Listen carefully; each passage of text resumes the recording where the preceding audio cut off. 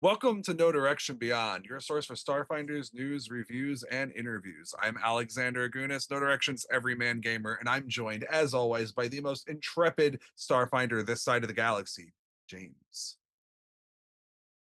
James, we are here. It's episode 100.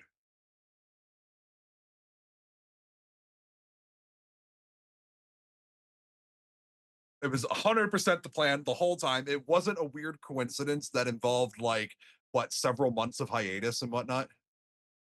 Oh, look at that thing again. I forgot to make my mic live again because I have definitely produced this for 2 years and don't forget buttons. Oh no, James is. You can't hear James. Should we start over? No, What it's would you fine. It's rather? good. It's fixed now. Okay. Cool. It's all fixed. Yeah. So James and I were just talking about how this is the 100th episode of Starfinder of the No Direction Beyond, Yep. Yep. Yeah, we're just very excited that we managed to line up Starfinder Core 2's released our 100th episode. Man, and I'm very excited that we didn't actually make you silent for an entire episode like last time. yeah. So the podcast came out fine. That's good. Right. So we're here today. Today, obviously, we're news, reviews, and interviews, and today we're going to be doing the review. We have a. I wouldn't say we're not a deep. We are kind of a deep dive, but like it's deep if you're looking at like across everything. Uh, isn't that correct, James? Yeah, yeah. I think a lot of people get stuff from like shorts content, and Yeah. yeah, so we're a little bit deeper than that because we think that a lot of these things deserve a deep dive, and with our time that we have, which is we shoot for an hour, is Yeah. not enough to actually deep dive much. So we were talking about doing class reviews and things like that as like um combo episodes, doing like three or so at a time, just because class design is a bit simpler in this, I think, than in Starfinder First Deep. That's not a Yeah, bad thing. I don't think we're going to have to like tear it apart quite as hard. Yeah. But if you have a thought on whether you'd like us to see dedicate individual episodes to each class, or whether you'd like us to do the spellcasting episode, the martial class episode, you should join us on nodirectionpodcast.com, where you can give us your opinions in our Starfinder 2E channel and let us know what you would want. Otherwise, we're going to do whatever we feel like we typically do. Although the next book will probably be GM Core, me and Alex were talking about. Yeah, yeah, yeah. Uh, There's actually like a lot of stuff coming out in a short period of time. So like we have this book that's out now. Murders at Metal City just came out. I have that over in my bookshelf.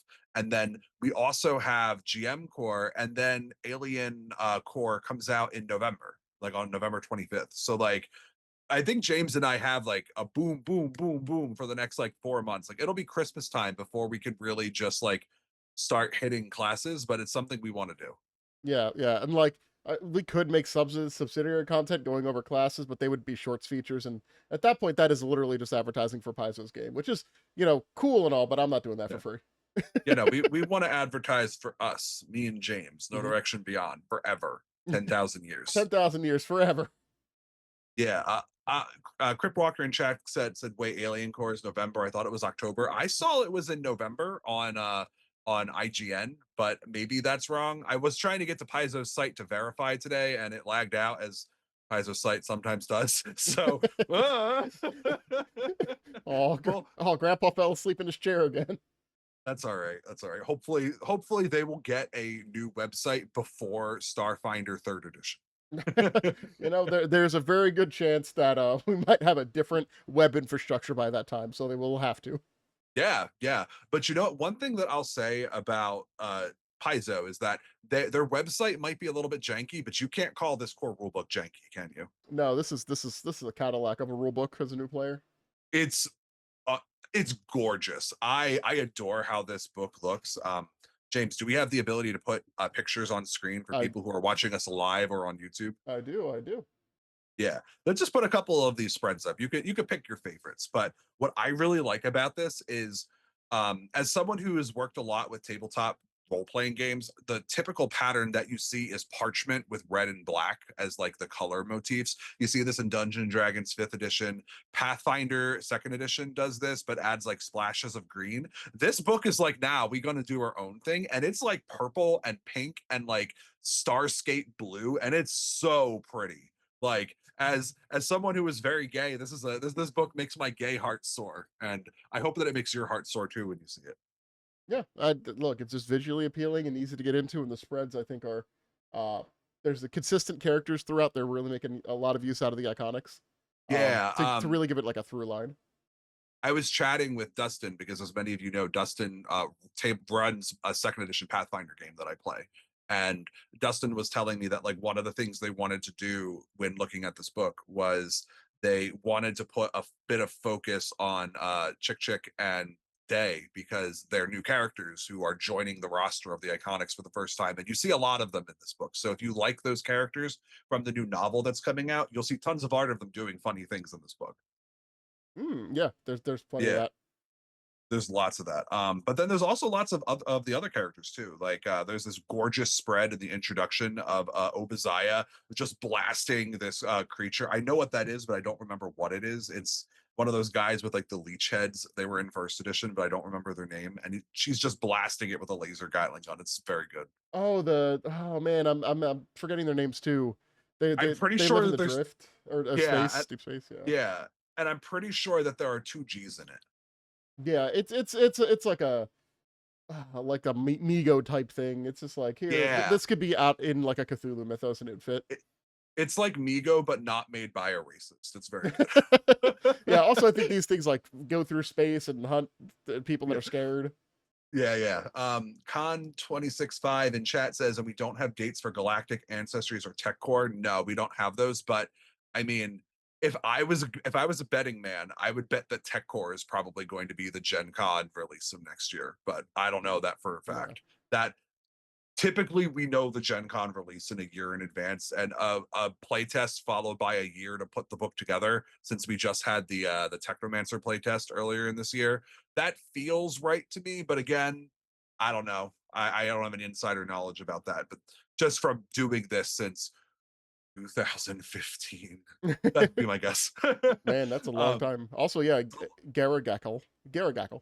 Garagak, I told you there were two You're G's in right. it. You're right. And Khan got it on the mark. I see that name looks exactly familiar because you fight that in a couple of scenarios. Yeah, it's Yeah. very good. So, the first thing that this book does is in chapter one. It's a section that James you read pretty heavily, right?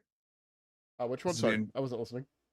chapter one, the introduction. Oh yeah, yeah. I specifically read the interactions that they did for examples of play, Yeah. because I had purchased the Konosuba rulebook recently, and Uh, that had a really good like the first almost quarter of that book is just the people that made the game and helped design the game playing a game and then doing like a live replay of it. Uh, that's pretty cool. so it was like, oh, that's really cool, and then I see this version, and this is appropriate. That's appropriate. Yeah, because the Konosuba role playing game is not as complex, and it's Yeah. honestly a alteration of a different system. So if you really needed other stuff, you'd go to the other rulebook because it's meant to be a fun splash. But also that book Yeah. was like $11, and I think MSRP new was $15. So That's not much of anything. I guess if you want to play a cheap game, you could play Konosuba. Konosuba is a fun anime too. yeah, yeah. So like looking through this, I was like, oh, this is interesting to see an adoption of this because I also think I see this more as a thing going forward, more like in plays. Yeah. I mean, not that I haven't seen it before, but I feel like they're Mhm. getting more explicit with it. Designers in general. Yeah, definitely. I like it. I think it's good. I also think it's really funny, like having known most of these people, like you can read some of these lines that say they're from Dustin, and I'm like, yeah, that sounds like Dustin.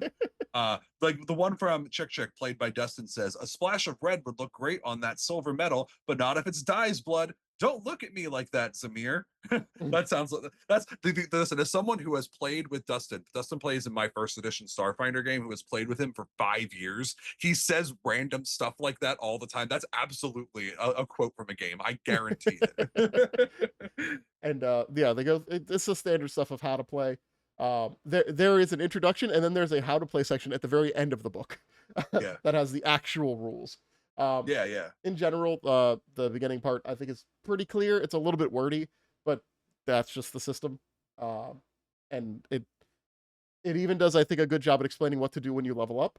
There are some Yeah, stuff that could probably be highlighted or bolded, like the highest amount of stats you can have or where your stat boosts come from, because that kind of gets yeah. lost in this chapter. But it is repeated in other chapters. So um, I as I long as even really like this section on page 20 where it like has like a sample of the character sheet and then like puts numbers on it so that you can reference it while you're reading how to make a character. I think that's pretty cool. Yeah, that might be helpful for some people. I know just coming from a Yeah, different system, when I was running the playtest, still am running the playtest game. yeah, Um, I had to use a different. I think I used Hephaestus just to double check people's maths yeah, on where they got stuff from and where it was going to. yeah. And they sometimes they would miss like a paragraph. It's like, oh, you also get a boost here. Yeah. I know for me, like that guideline for the character sheet, I would see all those numbers and be like, nah, we just balling. Yeah, And I would we just ball. write it down. Yeah. But also I've been playing tabletop RPGs for like 20 years or whatever. So like, it is what it is. Yeah, yeah. Um, yeah, so I think that if that's helpful for some people as a visual tool, cool. I like it. It's cool. It's neat. Yeah, I Um, think that I think also the explicit like explainer in leveling up that every level if you're trained you should probably be updating things plus one mhm, is a yeah. is a big thing because I remember once again having to tell people in the playtest game that yes you do get better as you level up and that is weird if you come from another game like Pathfinder First Edition where that's not a given. Yeah. I find it really interesting. So, like, I know that you haven't read a ton of the second edition Pathfinder core rule book, but in the Pathfinder core rule book, they had like a chapter in the core rule book specifically about the Pathfinder campaign setting. Hmm. And here, all of that information gets folded into the introductory chapter of chapter one. So, like, you're learning about how to make a character, and it's explaining to you, oh, there's a spot here for picking a deity. Let's go over what some of the deities in this core setting are, kind of a thing. I like that. It's neat. Yeah, yeah, I think it's good. Yeah. Until you get scenarios that these deities matter, Yeah. it is kind of abstract, as are kind of the planets. Yeah. Um, so we let's talk a bit about ancestries and background. I feel like we've gone over a chunk of them throughout our initial looking at the playtest rules and whatnot. Hmm. But I think it would be fun to do that now. I'm sure that most people listening to this podcast will know, but there are a number of different ancestries, which are like the different playable creatures that you can play as. And there's way more in this book. Well, okay, I was gonna say there's more in Starfinder second edition than first edition, but that's kind of not true because first edition had updates to all of the Pathfinder ancestries as well. I believe we're getting those in Galactic Ancestries, which I think is due out sometime next year. But as we mentioned earlier, we actually don't have a release date for that book yet. Hmm. So I mean, until that comes out, I guess you're just gonna use the rules for playing an elf from Pathfinder, which is not the worst thing in the world. Yeah, it'll be fine. It's not the worst. Yeah, you'll be okay. But if you want to play one of the ancestries that's specific to this game, your choices are Android, Barathu, Human, Kasatha, Lashunta, Patra, Shirin, Skittermander, Vesk, Yosoki. And then, as you may or may not know, each of those has a list of heritage options, which are like these are not quite subspecies, kind of a mix between subspecies and like culture, depending on your ancestry. So, like, if you're human, it's about like, oh, you're more adaptable. You lived zero gravity. These things affected you as you grew up. But like, if you're a Shirin, I believe there's one where the Shirin just get wings, and that feels more like subspecies to me, where the human ones feel more like culture. It varies from example to example. But I bring this up because there are also two universal heritages, which are heritages that any ancestry can take. They are Borai, which is basically you are an undead or not quite dead, but not quite undead. Hmm. Hmm. And then there's Prismini, which is it's like being a Ifriti or oh gosh, did they change the name? They changed the name Godzi. of yeah, they changed all of those names going into the remaster. But whatever the partial elemental geniekin in Pathfinder is called now, Prismeni is kind of like that, but instead of being elemental, you are of the drift, which the drift, for those of you who don't know, is essentially the hyperspace parallel dimension of Starfinder. When you jump into hyperspace, you are jumping into the drift. Yeah, I view the Prismeni more as like navigators from 40K. Yeah. Because they're just things that are inherently in tune to do this travel. Because one of their abilities for the Prismeni is you just can be a drift beacon. Yeah. that that that's straight navigator stuff. Yeah, I think that's like the 15th level feat, right? It's like their most powerful feat. I thought that was earlier on. Let Oh, I me could be wrong. let me double check. I'm not tripping and didn't move stuff around in my head. Uh, well, while you are looking that up, so one of the nice things about playing an ancestry in Starfinder is that the first page is all about it's like an overview of who these ancestries are, a bit about their biology, a bit about their culture, where they're from in the campaign setting. There's like a list of beliefs, commonly held morals and values. Obviously, you don't have to take them if you don't want to, but they're there. And it gives a good overview of the different ways that character exists in their culture. There's also a list of, let's call them species statistics, where they are statistics that every member of the ancestry has. So like if you're an android, you have 8 hit points, you're medium, your speed is 25 feet, you get a boost to dexterity, intelligence, and one free ability score of your choice, but you also get a flaw to charisma. You get common as one of your like basic, it's the common languages. There's like a list of categories, and so you can pick from one plus your intelligence modifier from any common languages that you have access to. And then you also get low light vision and constructed, where construction basically means you are essentially a construct person. And you also get lots of cool feat options for all of them. Like if we're talking about Android, you get things like nanite surge. You could pick dark vision with the night vision adaptation. You get a motionless if you want to be a robot and have no emotions. You can do that. It is fine. And then, of course, like I mentioned earlier, there are heritage options. The Android has four of them. Are fun. Yeah. Yeah, Prismeni, that's just an ability, a trait that they get. That's awesome. I Mhm. love that. That's real. So that's just a thing. They don't even have to pick it as a heritage or a feat. They just get Correct, it. correct. That's That's amazing. I love that. mhm, mhm. So let's rather than go over each ancestry in depth, let's talk about a couple of things from our favorite each, like two or three. Well, how are you feeling, James? What do you want to talk Yeah, about? sure. First is Lashunta. I like that they Mhm. changed not changed, but the first image you usually see about a species in a book is kind of what you think about it. And for a while Mhm. the Lashunta were just the sexy aliens.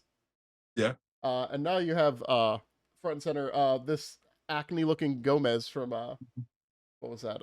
Adam's Family as your representative, and they kind of change the dynamic of how their physical attributes and mental attributes change based on their gender. And I think that's fun. I think it's fun just to expand it. Also, some of the psychic features that they get. Sorry, I'm flicking my mouse too much. You're Um, fine. yeah, I think in general the expansion of the Lashunta's lore and changing their abilities and making them like I I feel like there's just more options in the Lashunta rather than you're a smart, sexy lady or a dumb, sexy man. Like you're either Cat Brannigan, Mhm. Zap Brannigan, or like Scarlet Widow or something like that, or whatever, Black Widow, whatever that hero name is. It just feels like it opens up that species a lot. Yeah. So I am a big fan of the new art for the Patra. In the original like playtest version of them, they use the Sandcat art, which is fine. It's like when you are small instead of being medium. It is one of the. It's called Sand Roamer. It's one of the heritage options that they get, and don't know. I just like a lot of the new art. Like I appreciate when someone takes the time to show me what shoes look like on someone that don't have human shaped feet, like plantigrade, ungulagrade, whatever good stuff. For this case, for the Patra, they've got these like really cool like rocket boots for like astronauts. That's fun. In terms of like actual abilities that I like, I feel like this ancestry does a really good job of tapping into like Patra's love of music and dance as a cultural part of like living on Polanis. And in this case, I really like Song of My People, which is you perform a mournful dirge Mhm. tinged with a supernatural grief that compels the soul of a lost comrade to return to its body. You may not know this. That is a description of a caterwaul. Which is like an Irish folk myth of like a sound that supernatural cats can make to brings the souls of the dead back. That's amazing. I love that. Like that it did not call it caterwaul at all, but like I read that and I was like, I know what this is. I know what this is. That is a deep cut. I would never have thought of that.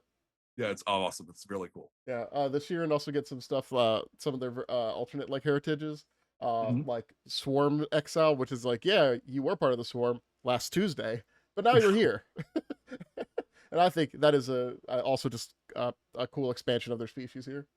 Yeah, I like so I have never been a big fan of Kasatha. I Hmm. thought that they were kind of boring in Starfinder First Edition because they were just these dudes on a ship who came here from another world, and oh man, I guess we can't conquer this place. We'll just live on our spaceship. And I thought they were kind of boring, but the options they get here are really cool. There's like a good mix of like traditional Kasatha martial artists combined with like some cool weapon abilities. There's some really good things that like pay homage to their like cultural features. Like one of them is the masked feat, which is like all Kasatha always cover their lower mouth. It is extremely taboo to show anything below your nose in public culture among Kasatha. Yeah. So they get a feat that gives them bonuses for like upholding that at level 5. I think that's really cool. Mhm. And you just have some really cool like I like Disciple of the Cycle, which kind of gives them like not quite Solarian abilities, but like minor ones, and it references the fact that the major Solarian philosophy in the Pack worlds comes from the Kasatha. I like that.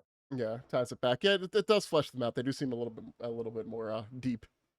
Uh, Hey, we got some like superstars in chat. We've got Dustin as Kitsune Warlock, and we have Shan, who is a common freelancer on Paizo products. So look, we got people. yeah, We're doing it. We're going over the things, and we're being amazing. yeah. The Isoki exist. All their options are exactly like you would expect, and the art that they use is Yeah, perfect because they just took a guy on the ground and then just like floated him, and it's still perfect. it's so good. Where he's in the little like jetpack. It's so He's good. just over with. It's like he's waiting in line for something. I love it. I love it. I I feel like we'll get angry messages if one of us don't talk about the Skittermanders. And since I played a Skittermander in our actual play years ago, I will be the one that takes the bullet and talk a little bit about Skittermanders. I know I'm such That a must be martyr for the so hard cause. for you. That must be It's so so hard for hard you. for me. So hard for me. I love them. They get charisma and dexterity, and they get a flaw in wisdom, with which that feels better than them getting an intelligence flaw. Like wisdom as your penalty stat, as someone who just wants to help too much and is not good at reading the room, that feels more Skittermander to me. I appreciate this and think it's really good. Um, there's you know what? It's really funny. I don't think it ever came up with Shivi in our game, Mhm, but Shivi still had his like little second mouth attached to him. He never grew out of it, and it was one of the reasons why he went into medicine. mhm. And there's actually an option for that in this book. So like if I was going to play Shivi, I'd be like, oh, he's an Everwhelp Skittermander. This is a thing that exists now. It's canon. Instead of me just making it up and talking about it randomly. Um, the art for the Skittermanders is great. It goes from being cute. I also like all six. It says you put your best effort and focus everything you got at the task at hand, putting all six of your hands, three of your sets of hands into it. Exclamation point. The next time you roll an attack roll or skill check, roll it three times and use the highest result. Like that's the thing where like Skittermander's saying that they're going to give it their all six. That's the Skitterman version of Plus Ultra from My Hero Academia. It's like been in the lore for a while, and having like this ability that is very flavorful for it is so good. I love it. It Yeah, makes me want to be level 15. yeah. He's what is going into Vesk. The Vesk once again are just there. They have all the options. They're my perfect lizard boys. Oh no, Thurston Hillman is in chat and he says originally we had it roll six times, but had to change it. I want you to know I respect that that needed to be changed from six, but I also would have enjoyed six rolls instead of three. I want you to know that I personally would have liked that, but I understand why you had to get rid of it. I mean, That makes sense. three kind of makes it seem Fey-like because of all the thrice fold stuff, you know. No, listen, you got to do it in pairs. I get it. Mm, I get it. It's mm, good. mm. All right. So, do we want to talk about? I mean, we talked a bit about the Prismeni. Do we want to talk about the Borai for a little bit? Sure, I feel like they're too edgy for me, so I didn't really look into them. I'm just like, yeah, you're dead. I'm never gonna play that. I think it's funny because Bullrai were in the first campaign setting book that Starfinder ever had, and Prismeni were introduced in the first volume of Drift Crisis. So like not the last adventure path, but like the second to last. So you have like almost an A to Z of these options from Starfinder. I think it's pretty cool. Mm. Um, the art is all creepy. It's as edgy as you want to be. And there's like specific lineages where like you can take like every Bolrai has like the basic abilities, but then there are certain feats that you can only take at level one that say you're a specific type of undead descendant kind of thing. Like one of them is that you are etherealized, which is you became a Bolrai from a botched resurrection attempt, and your soul is loosely tethered to your body, allowing you to temporarily shield your living form with your soul. That's pretty cool. I like that. Yeah, I mean, it's cool feature. Just Yeah, you know, I'm glad that the people that like to play that, it's an option for them. it's true. Speaking about things that are options, there's a lot of backgrounds. We're not going to review them all. Oh, there's There's a so many lot. backgrounds. There's backgrounds for Yeah, everything. yeah. You can have like any combination of cool things that you want. You can probably have, Yeah. and basically a background is kind of like what is the main thing that you did before you became an adventurer? Like, what is your background skill set? So, like, you might be time lost, which is fun. You're not from this timeline. You might be a teacher. You could be tech support. You could be a space pirate. There's all sorts of really cool options. They all work fine. You get skill feats and other bonuses. Good stuff. Um, I like vid gamer. What about you? Um, mm, it all depends on what character I'm playing. That's fair. I don't think anyone jumped out specifically at me because they're, these are all things that I would pretty much write. I mean, I guess Dream Prophet. That's a good one. Yeah, And that's a classic one too. That's yeah, that's one of the things I like. A lot of these backgrounds pull their names from different themes from Starfinder. Like I wouldn't say that all of them are there, but a lot of them are there and good yeah. stuff. That and electrician, just because once again, it's just a job, and I love jobs. Yeah, yeah, yeah. So now I think we should talk briefly about classes, right? Yep, yep. There's a couple classes in this game. There's a whole bunch. One of the things I like, so in Pathfinder, one of the things they did is they had like these big, like full. It was basically they took like the Wayne Reynolds pose of each character, blew it up really big, and put it on a single page with like its parchment on the background. But here, it looks almost like it's the character portraits that the character would play in like a an online game, like if I'm playing on Foundry or whatnot. And I really like that. I think that's really cool. It's like, oh, this is my portrait. This is what my token would look like for this character. Yeah, yeah. I think they're good pieces of art. Yeah. We're not going to go in a deep dive of all the classes like we mentioned earlier. That's something that really needs its own video because we could spend the next 3 hours talking about each class. So instead, I think James and I let's hit a couple highlights from the going from the remat from the playtest to this new book. Mm. So, a fair amount of the playtest stuff I didn't actually get to internalize because I just Yeah, started running, and that means inherently because NPCs and PCs don't play by the same rules, I don't have to learn the PC things, which is a yeah, something that I'm not a huge fan of, but I'll get over it. yeah. We'll get there eventually. You know, uh, we'll stay old and grumpy for a while, but we'll play it and be begrudgingly respectful. yeah, I guess I really like the keep on keeping on through desperate times leadership style with the envoy. Yeah, I really like that one. That one's good. I think Envoy is one of the classes that really got a lot coming into second edition because before the Envoy was just kind of like build your abilities with talents, but there wasn't a lot of flavor behind it. Hmm. And like we see a lot of different kinds of envoys now, and they all look really good. I think Keep On Keeping On is one of my favorites. I really like Guns Blazing. I think that's a fun one. Hmm. One of the things I appreciate is that the envoy is definitely much the support class, but it's also able to fight. It's not like I'm doing nothing. Come on, guys, finish the fight. I'm running out of improvisations. I'm running out of snappy one-liners to make you feel good. Um, Yeah, I mean, so like I was looking through it and there are like a lot of the changes are things that like if James and I sat and went over all of them, they would be very minor changes and then we'd have to explain to you what they were before and then it would be like a ton of in-depth like meta knowledge. I just want to say that like as overall, I haven't seen anything in this book yet where a change was made by comparison and it was made worse. Most of the time these feats or these abilities are made more accessible. They're a little bit clearer, they have abilities that are feel more helpful and more useful.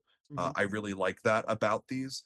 One of the things that I think is really good is there's a bit more guidance on how the vitality options for the mystic works, and it looks like there was an overhaul where there was like a trait about things that like use the hit points as a resource or is now gone, Hmm. and I on one hand I like fiddly bits like that, but on the other hand I think it was very complicated and that's probably not a good thing for your core book. I'd like to see that in like advanced player core 2 maybe. Like start working on that. Yeah, I mean, it's some of it is confusing. I forget the name of the option, but it's one that Mhm. allows you to network shield. There we go. As a reaction, when you're hit by an attack, you are able to get a resistance effect equal to twice your level against all damage from the triggering attack or effect. Reduce your vitality network's total by the amount of damage you resisted. What if your Yeah. vitality pool had less damage than you resisted? Oh. Well, it's a good thing we have two people at Paizo in chat who maybe can start working on an FAQ. So one of the things that I also really appreciate about this book is there's like it feels to me there's more of an effort on being cool than on being comprehensive. Does that make sense? Yeah. Like I think that there are a lot of places in the Pathfinder 2E player core where a lot of the options are like, we're just going to throw everything at the wall and see what sticks. And like some of the classes just like one of the things I don't like in that book is how the fighter is just basically like, I have all these feats that require you to take specific weapons. And it's like, what if I want to be a rogue that uses a sword? Like, nope, fighter, be fighter. And You're a it's like, fighter, man. and a lot of these feel like they build off of the not only the class fantasy but the class mechanics in really satisfying ways. So Yeah.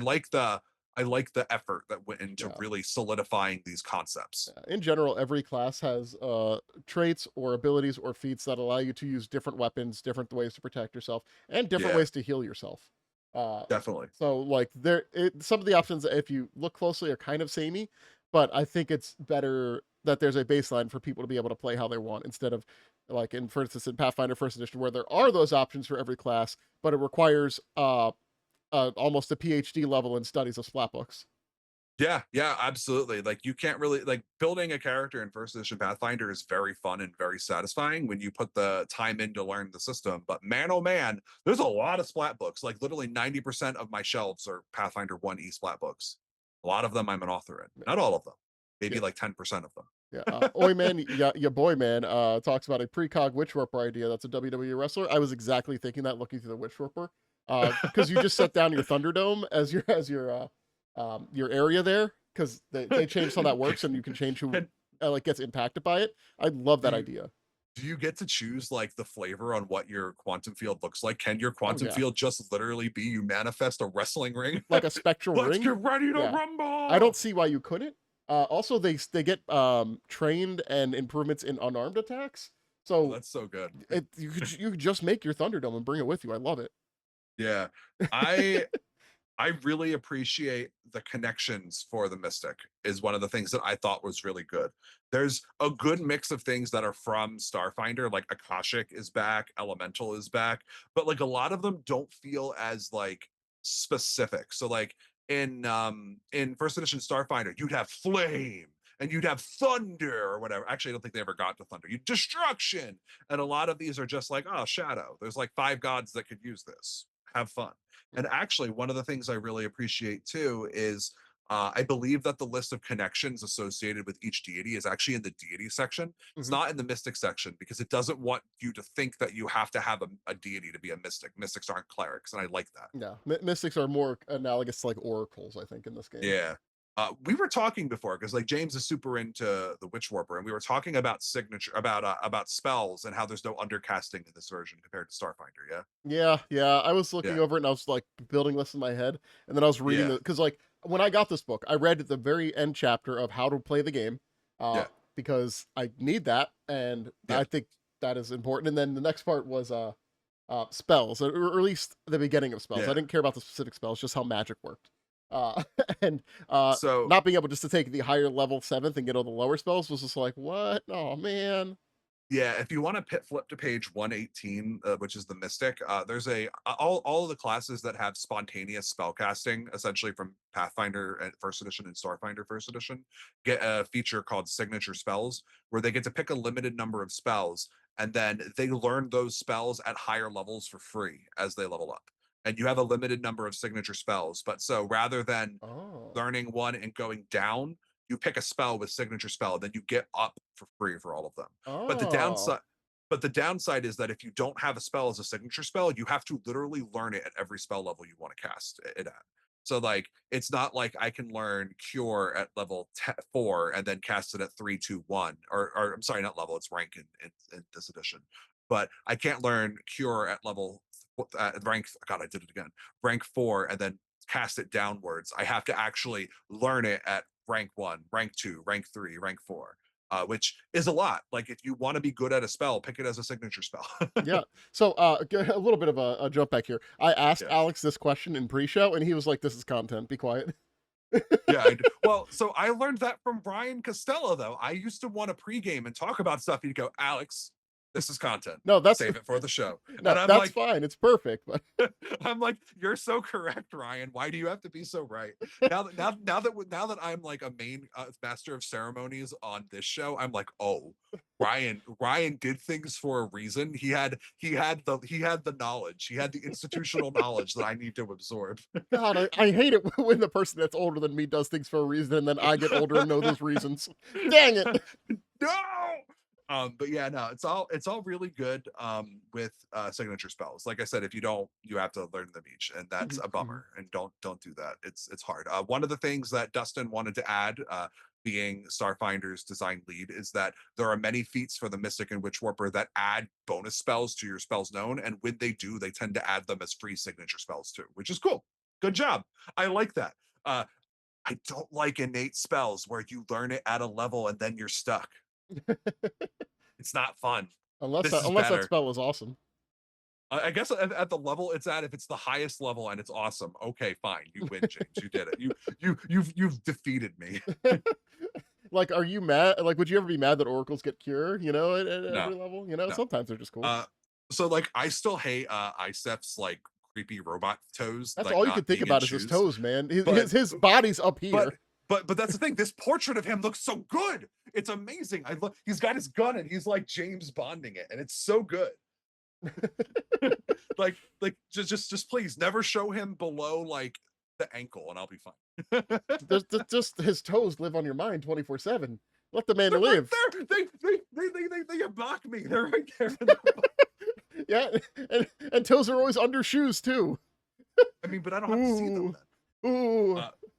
Uh, man, Days is amazing. Have you seen Days where they're like their finger gun is smoking? It's Yeah, very cool.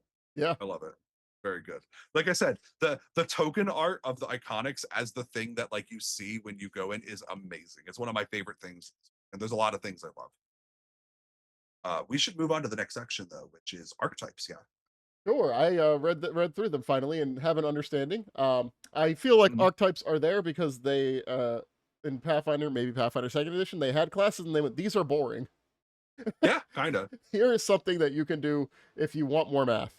Yeah. Well, and the other thing that's really cool about them is this isn't in the core rulebook, but in the GM core, there's an optional rule called free archetype where every player gets to pick an archetype and you just get a bonus feat for free of an archetype feat. Hmm. And believe it or not, but giving people archetype feats for free doesn't break the game unless you're putting Ranger on Fighter, because most of them don't give numeric bonuses. So you can't really stack up. You go wide. It's good. Um, archetypes are fun. I like how archetypes work in this game. I think it's better to have one archetype that is the space pirate and all classes can take it than having to print the space pirate for every class that will ever exist in this game. Sure, sure. I'm good about giving me unique ideas that are fun. Yeah, yeah, and I like all the just class archetypes for other classes. Because like Yeah, if you wanted to do magic stuff as a soldier in Starfinder First Edition, there's like four different archetypes you could take that all were functionally the same. yeah, Like slight little variances, and it's like you might as well just given access to the Technomancer and Nanosite. yeah. Not Nanosite, but yeah. Uh, the next section is skills. Have you seen this hilarious picture on page 184 of a day with like the bubble around their head? It's very good. I did. This section made me just like get into my head that you play a different game than the rest of the people that live in this world. Oh, How do you, what is it, the DC, because it has flat DCs for things, right? So like yeah. the DC for tightrope walking was like either 20 or 30, and there's no way for somebody that doesn't have class levels to get that high unless you just say they do. Well, I mean but that was true in Pathfinder too. Like nobody who is an ordinary person is going to be able to outswim a whirlpool. The DC was like 30. Yeah, but like at at relatively low class levels, you could bump skills pretty high. Yeah, Like without being too far out of the box, I've gotten like first levels at like diplomacy at like 15. Like I've seen it pretty high too. yeah, It's true. yeah, You have to be very specialized, but yeah, yeah. So like I gave the expert of a tightrope walker because there's a taut rope skill, and yeah, it's hard to do, but it's like yeah. if those tightrope walkers, are they heroes or are they genetic freaks? What's happening here? A little bit of both. A little bit A of little bit of both. both. Yeah, yeah. I know that the general rule in this book is that things will typically tell you what the defenses are, but there are what the skill DCs are, but there are also like default DCs. Hmm. So like on page 184 again, if you're doing something that you don't need to be trained in, then the DC is generally 10. Hmm. If you need to be trained, like if something you would have to be a trained person to do it, the DC is 15. Hmm. So like if an ordinary person could walk that tightrope and they could do it at level 1 as trained, and like the GM decides that's appropriate for this tightrope, then yeah, they'd set the DC at 15. But like if Mm-mm. you're talking about a tightrope that is 100 feet up and the tightrope is like wire thin, then yeah, that might be a master DC, and an ordinary person isn't going to be able to pass that, which means like that person might either be a master or they might have an ability that says you're a master in this skill despite being level like 2 or 3, which is something that exists in the game. Like Mm. there are archetypes that say, hey, we know that you're level 3 and you wouldn't normally be able to be an expert, but you're an expert in this skill even though you're only level 3. Yeah. Also considering Warlock, just roll a 20. Come on. You Yeah, know, just roll 20. fair, Just roll 20. fair. The secret to this whole game is just rolling good. It's true. Just roll high. if you um, if you roll high, things aren't problems. I really like page 185, the skill at key attribute and actions, where they summarize the different things each of the skills can do. And the thing that I really like about it is if something can be done as an act as one or more actions, they use the action symbol, so I can glance and say, oh, I can sneak as a simple action. Cool, let's do that. I'm Yeah. not going to read the rules because I just need to know that I can do this as an action. My GM will know the rules, right? Hopefully. I'm winking. You can't see me if you're listening on nodirectionpodcast.com, but I'm winking at all of our audiences who are watching me live as my arm clips in and out of reality like a witch warper. All right. So there's like you said that one of the things you were confused about was how you craft, or was it how you earn money? No, it was just crafting in general. Yeah. Crafting is a little bit confusing. There's a couple things that are very in depth. Crafting is one of them. The other one that I think is earned income, because as you can see, there is like a organized play style chart of like what like the degree of success compared with the level that you are rolling. It's a lot. It's a lot. So have fun. Yeah. But there's also rules for like learning a spell. It's good. I think that overall the skill section is good. Uh-oh, are we getting no, funny in chat? no. I was just laughing because I was looking at the earned income chart, and even if you fail, you get 1 credit, which is enough for a wheelchair to get yourself Yeah, you home. could buy a wheelchair. That'd be really relevant in our Savage Tide games right now. uh, Oh, fun stuff. uh, Uh, so what was one thing about skills that really piqued your um, that they existed. hey, I'm gonna be real. Their skills. They just kind of tell me how to play the game. yeah, that's true. There's it's the thing where like the system is fine, it's good. You roll a die, you do the result that the die says, good stuff. Yeah. Uh yeah, It I approve. yeah. It looks like there's enough stuff to deal with corner cases like force movement and stuff like that, and yada Yeah. yada. It seems comprehensive, even if sometimes I'm too stupid to understand it on first read through. Yeah. Do you wanna gush over feats for a bit? Like the skill feats, the general feats and stuff? Oh, yeah, I mean, yeah, totally. I haven't looked at any of them. None of them? No, You, 'cause you don't just sit there and drool over feats like I did? no. I spent time reading and rereading the how to play section of this book. Oh, that's fair. So, in this game, in addition to getting feats from your class at every even level, you get a skill feat at every even level, and then and also, of course, you get your ancestry feats at like first, fifth, ninth, so on, and then you also get general feats at I believe it's third, skip for five, seven. It's like every four after third, seven, 11. And there's like a whole list. And so any feat that's a skill feat is usually also a general feat. They have the little trait tags on them that tell you which is which. But there are some feats that are not skill feats that are only general feats, and you can only pick those in general feat slots. So there's like a lot of customization you can do. Most of these skill feats expand, they either make skills easier to use or give you new ways to use skills. Or if you are taking general feats, they tend to generally improve your stats and statistics. They might give you an extra trained skill. They might give you more hit points. They might boost the Temel rank of your like saving throws or whatnot. So there's a whole bunch of different things that can do. They generally tend to be not as flashy or as interesting as class feats, but they are very cool in expanding the breadth of what your character can Yep, yep. do. There's just a lot of stuff, like recognize spell, which it's weird that it's a feat to me, but whatever. Hey, but what if you're a sorcerer who like manifested your magic out of nowhere and has never gone to school, and therefore you don't know how to identify spells? Like a Sori in our game in Savage Tides. A Sori does not know how to identify magic, but Bernard went to college for that. He deserves it. He has a feat. He deserves that. Yeah. Well, I mean, just like coming from Pathfinder First Edition, that's just a skill point, or Yeah. a skill rank, and it doesn't cost the reaction to do. That's fair. Okay, that's fair. It doesn't cost a reaction to do. You just look at the thing and know what's happening to you. Go, oh. Hmm, hmm. Um, So one of the things I really like about skill feats that I want to talk to a bit, because I come from having a significant amount of Pathfinder second edition play and writing experience, is this book is much better at giving really cool high level things for all the skills to do. Athletics and Intimidate in Pathfinder Second Edition are infamous because they have these amazing one action abilities that you can get. One of them is called Scare to Death, that's reprinted here, where you literally make a Intimidate check, and if you roll high enough and the person is low enough level, they literally die because you scared them in shock. Like, it's called Scare to Death for a reason, and uh, because of that, Intimidate and Athletics are generally seen as the most powerful skills in a game that, I mean, I wouldn't say that Pathfinder goes out of its way to put more emphasis on combat because the game wants you to do story and do overworld mode too. But when all of your game's mechanics and all the major abilities of all of your classes are based around the combat grid, combat is kind of the focus of this game. You know what I Yeah, mean? yeah. Uh, There's a war game core at the heart. yeah, yeah. And so with that in mind, you look at this and it's like, oh, okay, well, I can be a legendary troll and I can use a single action to it demoralizes somebody essentially, but if you roll really high, you confuse them. You give them the confuse condition, which is really funny. There's a lot of skill feats like that where it was like, okay, well, we might not be able to make every skill athletics or intimidate, but we can make sure that a lot of these skills have cool things that you do. Yeah, I appreciate that. yeah. I'm glad they're there, and I'm sure we'll get more. Yeah, absolutely. We just got to lock Dustin in a small room, probably his office, and make him pump out an infinite number of skill feats.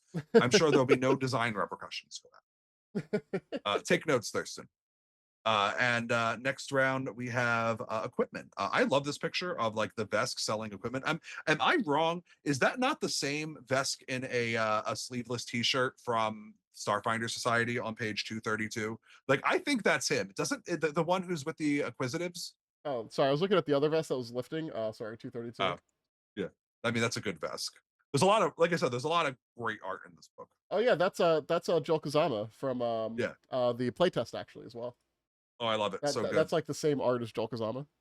I like continuity. I like the fact that if you've played this game for a while, you can look at this book and you can recognize people. I haven't seen a picture of Keskadai yet, but I'm hoping that get to see a Keskadai picture someday. Let's talk about gear because that's the section. Hold on, is Um, chat clowning on me for his name? Is it not Joel Kazama? Am I wrong? Joel Zakama, they're saying. Joel Zakama. Okay, Joel okay. Zakama is what they're saying. Got it. Okay. Look, I can say stuff wrong. It happens. Yeah. That's funny. So I like the so actually I think that the equipment section of this book is one of the most masterfully made sections of this book. The design is great, but I'm like from an art direction standpoint, this is really good. James, can you throw page 239 on screen if that's cool? Yeah.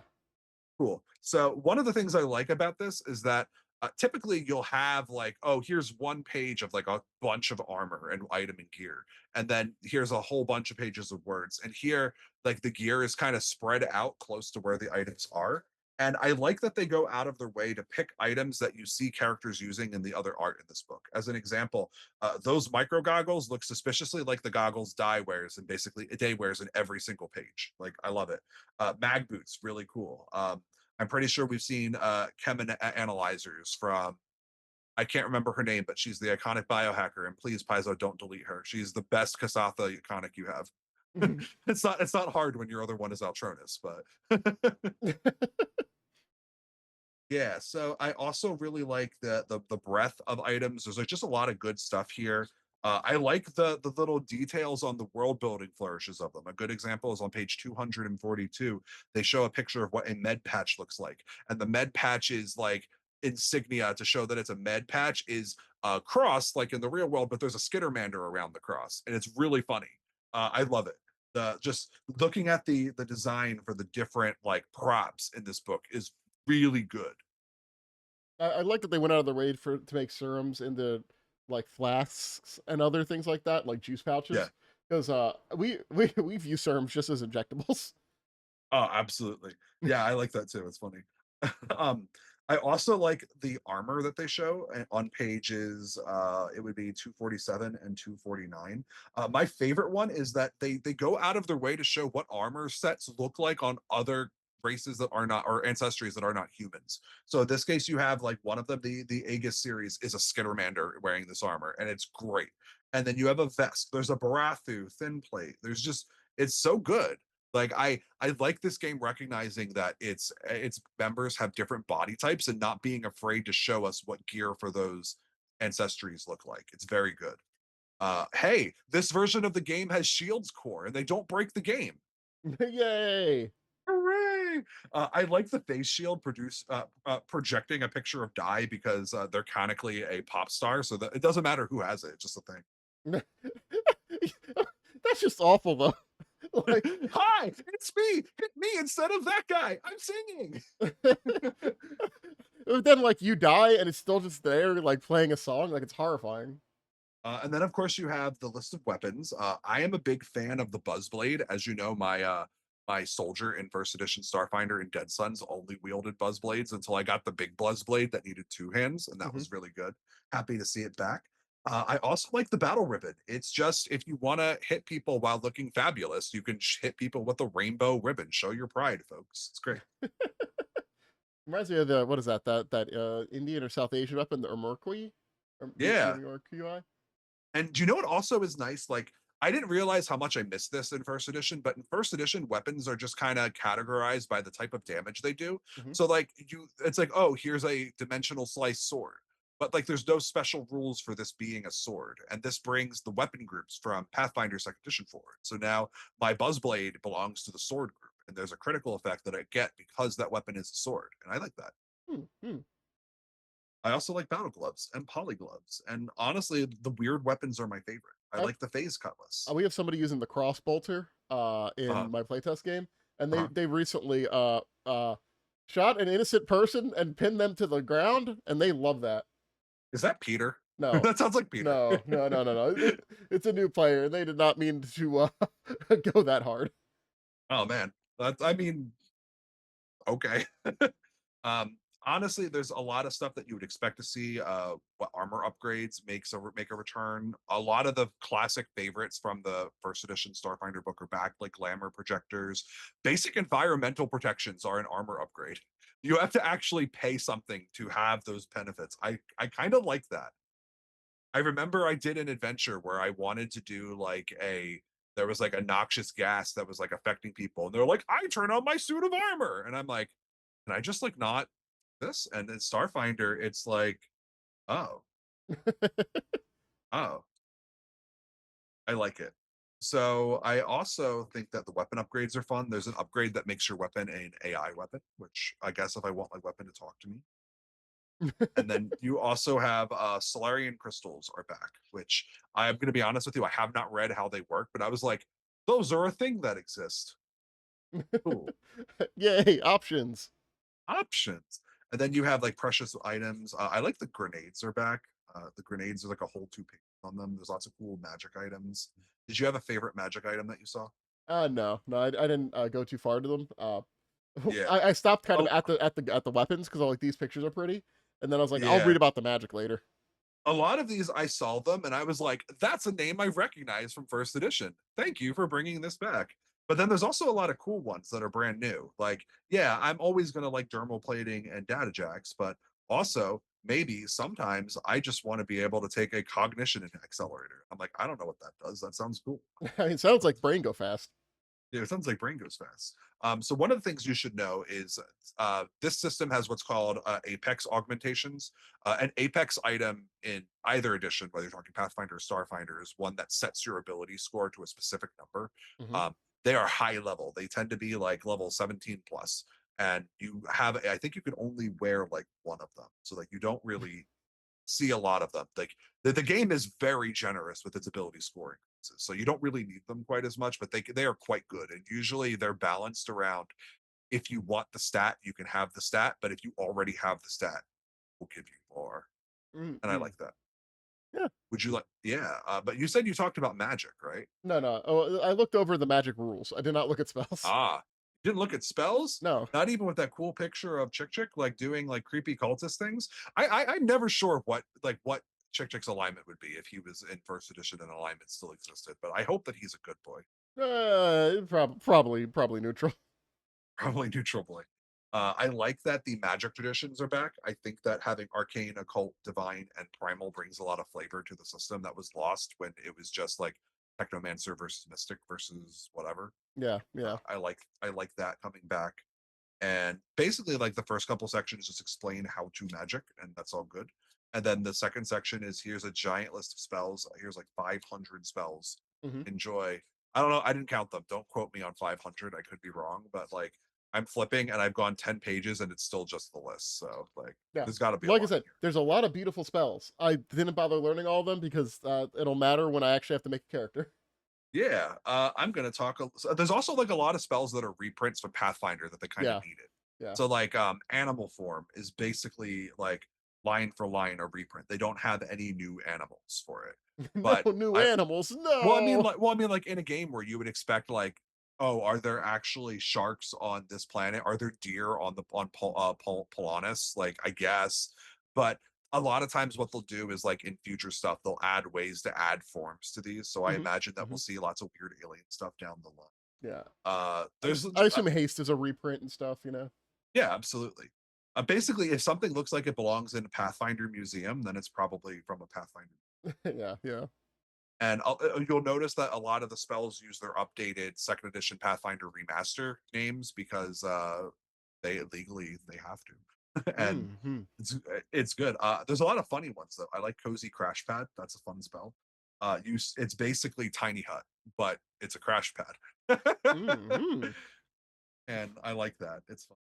Death Sentence is a fun spell, and I mean, obviously, Dragon Form is from Pathfinder, but I want to be a space dragon. So I mean, you could just be a space dragon. if you've ever wanted to play a warlock in this edition, Eldritch Lance is how you do it. Just take your Eldritch Lance and you lance people. That's the rule. Eldritch Lance. Yeah. Well, it's funny because Eldritch Lance is a divine and occult spell, so wizards can't lance people, but clerics can. Well, of course, because somebody else gives you the power, right? Yeah, they give me the power to lance you. It's very good. And I think maybe I'll do a couple more spells that I thought were fun. I mean, Like I said, I see there's Massacre here, and I love Massacre as a spell. oh, you mean you unleash a wave of death to snuff out the life force of those in its path? Yes. Uh, and it says oh, it's 96 void damage if they pass on a success. If they fail, they take 100. That's a big difference. Like if you roll max damage, that wouldn't be half of the failure. And then if they critically fail, they just die. Hmm. Goodbye. I Hmm. like that. Yep.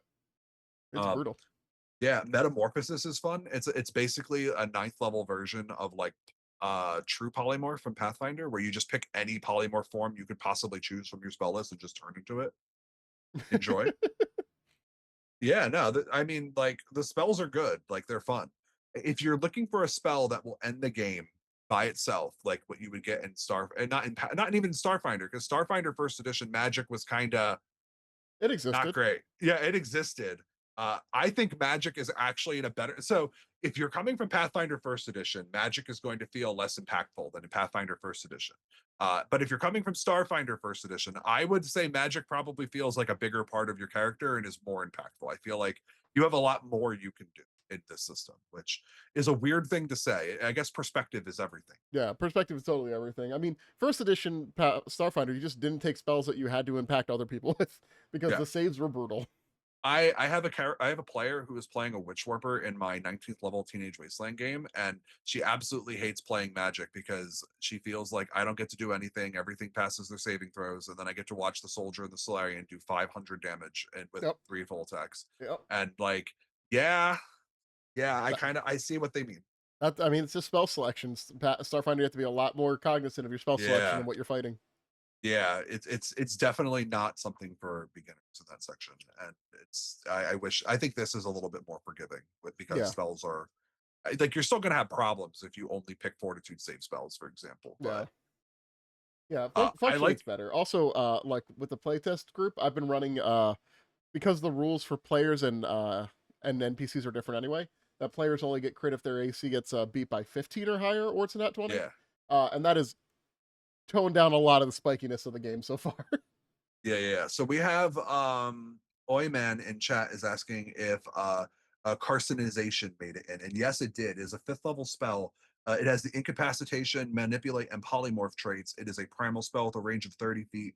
You manipulate the target's genetic code and accelerate the inevitable, pressuring the target to undergo carcinization and become a crab. A willing target fully transforms into a crab as if it had cast animal form heightened to the same rank as this spell, using the following statistics. Unwilling targets must instead attempt a fortitude saving throw. On a critical success, they're unaffected. On a success, their body gains minor features of a crab, its appendages turning into claws and causing it to become clumsy one. On a failure, the target transforms it partially into a crab like being, becoming clumsy one, stupefied one, and sickened one. And on a critical failure, the target is transformed into a partial crab like being and becomes clumsy two, stupefied two, and sickened two. So you can either accept crab and get a buff, or you can resist crab and be debuffed. Mm, mm. Also, I didn't realize fly with a fourth level spell. That's kind of high up there Yeah, it's a little high. for In a this game with system, jetpacks. well, yeah, definitely, and I think that there are a lot of ways to get it sooner than that. I think that it's okay for technology to do stuff better than magic because it explains it's a good so like one of the things that Starfinder First Edition like to do is that it would frequently say, "Oh, we don't need a light cantrip because people just use flashlights." But I think that if you have both and you show people that, "Oh, this daylight spell is third level, but I can go to Walgreens and buy a flashlight for 10 credits." That's narrative storytelling built into the class. You know what I mean? True, Like true. in like it's a way that the mechanics can tell a story. It's like, oh man, it's hard for me to make magic by do to make light by doing this, but battery go burr. Yeah, I like that, and I hope that they do more of that going in the future. Yeah. And then we go into focus spells, which once again, Yeah. me not reading spells, don't know much about. Alex, tell me what a focus spell is. So if a class gives you a spell like ability in Starfinder, it gives you a focus spell. It's basically a spell that comes from your class or like a feat or something that you have. So like you'll see that one of them is like on page 380, you have the technology domain. And so both of those spells are focus spells that come from having the technology domain. When you gain the technology domain, you gain the level one spell. It'll say that in the description for that. Hmm. And if you gain the advanced domain feat, then you get the level four spell. That's essentially what it is. Ah, So perfect. you get stuff from precogs, there's stuff from mystics. But honestly, like anything that is remotely magical and the class uses focus points, you typically will have this. Focus points tend to be restricted to the spellcasting classes. Period. I kind of wish that more classes got them because I think, but it is what it is. In Pathfinder Second Edition, monks get focus points, and they can do like monk like the Qigong stuff with it, Hmm. which Hmm. is cool. So like I hope to see some like Solarian stuff in the future if there aren't many. Hmm. Cool. And And then there's then rituals. They exist. so yeah, well, rituals are basically if a spell would do a big powerful thing in Pathfinder that takes like 10 minutes to cast, it's probably a ritual in Starfinder.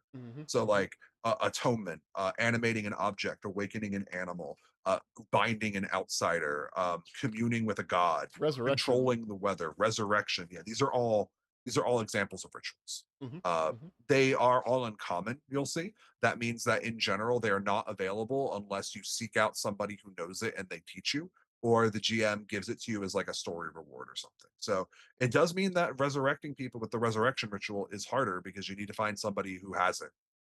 Yeah. Yeah, fun stuff. And then chapter 8 is all about the core rules of how to play the game. We're not going to go over it too much. I think that in general, if you've played Pathfinder Second Edition, you will play this, and it's the same rule set. So if you want us to go over how to play the game a little bit more, you should join us at nodirectionpodcast.com and hop in to our Discord and let me and James know, hey, I'd really appreciate if you go over how to play the game. But we are not going to go over that. If you want my opinion, I think reading and playing at the table is a better way to learn than having me tell it to you. And watching other people in actual plays, Yeah. do that. 100%. I will say in this book, I feel like the conditions list is either just formatted better or I'm just a grown up who's not, a grognard. But Yeah, the list of conditions in this book, I think, is presented really well. Um, I think it's good. yeah, I think all your rules for what things are and sizes and blasts and areas and durations, I think that's all great. I like how they took reactive strike out of a class and they put it in the core rules section as a thing that people do. Hmm. Because in Pathfinder Second Edition, reactive strike was a fighter class feature, and then everything else would be like, you gain reactive strike from this feat. And it's like, why is this a class feature if everybody's going to get it at level 6 from a feat? Like, Yeah. just put this in the core rules and make this a thing that's there, and just say you need a feat to access this or an ability. Yeah, 100%. Um, there's a lot of really fun afflictions in this book. I don't know if you've seen them. No, I kind of saw that, and then I looked at the light, and then I'm like, man, they do a lot of stuff that plays with light levels. A rule that a lot of people forget. Oh yeah. Well, actually, I'm looking through this now, and there's not a ton of like specific examples. It just tells you how they work. It's Mhm. probably because this is player core, and this is a book that you're supposed to use to play the game. I bet GM core is gonna have a ton of really. You're gonna give people leprosy. Let's go. I love giving people leprosy. It's my favorite. Actually, I'm doing Starfinder now for first edition, and I'm gonna decouple their bodies and turn. It's gonna be fun. Ooh, that sounds It's horrible. expensive. It is. I literally I had the player roll like you remember the last time you fought these? Yeah. I was like, what spell did you need to save yourself from this? It was break enchantment, but I couldn't learn it. You just hit level 12. I just hit level 12 and I can change a spell slot for a new one. I'm gonna learn break enchantment. Very funny. So and then after that, you get the glossary and index, which is basically a list of words throughout the book that you can find definitions for, and they tell you where to find the ruling in the book. It's kind of like a short rule, and then you go find the law. Yeah, I like the glossary. It's one of my favorite innovations from the second edition version of these games. So that is a extremely deep but also broad overview of the Starfinder second edition or rulebook. James, what do you think? I like it. I like it more than I thought I would, and I can't wait to get a soft bound cover like the Yeah, mini rule book. Hopefully when that eventually comes out, probably, please.